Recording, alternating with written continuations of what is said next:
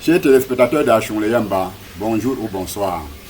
Nous sommes à la source de la culture. Dans cette vidéo, nous parlons de Al-Hakam. Et avant d'y arriver, chers téléspectateurs, votre abonnement aux différentes pages officielles qui sont affichées en bas de l'écran, YouTube Achonleyamba, Facebook Bodem officiel, TikTok Bodem officiel, vous donne accès à tous nos vidéos. Papa là, expliquez-nous ce que c'est que Al-Hakam au pays américain. Le Hakam, c'est ce qu'on appelle l'initiation. L'initiation, ce n'est pas seulement chez les chefs. Parce que quand on parle de l'Hakam, on voit seulement les chefs. On met tout le monde au Hakam. Quand un enfant naît, on le met au Hakam, c'est-à-dire on l'initie, on le montre comment on vit sur cette terre.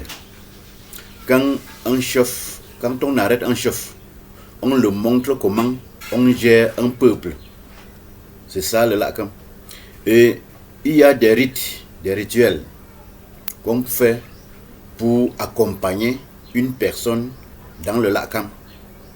Sur les petits enfants, on les initie, on fait des rituels pour les faire grandir jusqu'au niveau où eux-mêmes ils peuvent se conduire seuls. En ce moment, ils font encore des rituels pour grandir, pour être quelqu'un. Pendant ce temps, les chefs qu'on les met au Hakam, on fait des rites pour les montrer comment on gère un peuple. Après leur maturité, eux-mêmes, ils font d'autres rituels pour se supporter. Papa, là, quand un chef entre au Hakam avec une femme, et si au bout de 3 mois, elle n'est pas enceinte, qu'est-ce qui se passe? Puisqu'on ne sait pas si la femme est d'abord féconde ou pas. En mettant un chef au Hakam, le défunt père, son défunt père, se marie sur les dernières femmes. Parce que chez nous, les Bamileke, un homme n'a pas droit à une femme. Un homme a droit à plusieurs femmes. Et le chef a droit à des multiples femmes. Pendant le moment de sa mort, il y a des jeunes filles à la chefferie.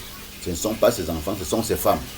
On prend une femme, on donne au chef pour le mettre au Hakam. Et c'est quand cette femme tombe enceinte que le chef sort du Hakam. Ce n'est pas quand la femme accouche que le chef sort du Hakam. C'était avant, quand le chef entrait au Hakam, sa femme accouchait. C'est pour cela que le chef faisait 9 mois au Hakam.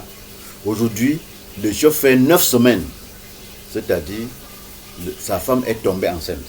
Si après les 9 semaines, la femme ne tombe pas enceinte, le chef n'est plus chef. Parce que le chef n'a pas montré qu'il est chef.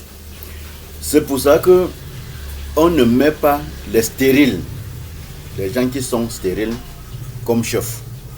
On met les gens qui peuvent procréer comme chef. Et pour le modernisme, si on dit à quelqu'un que comme tu n'as pas enceinté ta femme, tu ne peux pas être chef, il peut tuer quelqu'un. Le chef, il doit sauvegarder sa place, même s'il n'a pas d'enfant, il doit sauvegarder sa place. En ce moment, quand un homme faisait 9 mois sans enfant, ou 9 semaines sans que sa femme ne tombe enceinte, on donnait la succession à son Kwiti. Et si le Kwiti lui-même n'arrive pas à enceinte sa femme, on donne la succession à Saa. Et si Asa n'arrive pas à enceinte sa femme, on donne la succession à Mafo. Parce que sur ces 3 personnes, sur ces 4 personnes, le chef, le Kwiti, le Saa et le Mafo. Le Mafo veut dire, si elle était un homme, c'est elle qui devait être chef.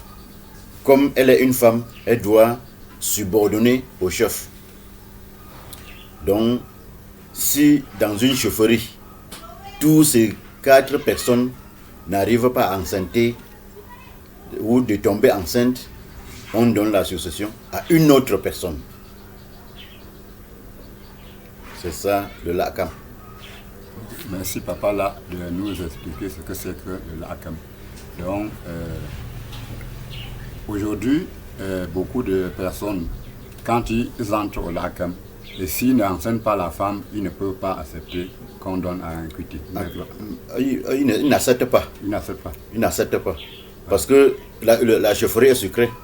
Voilà.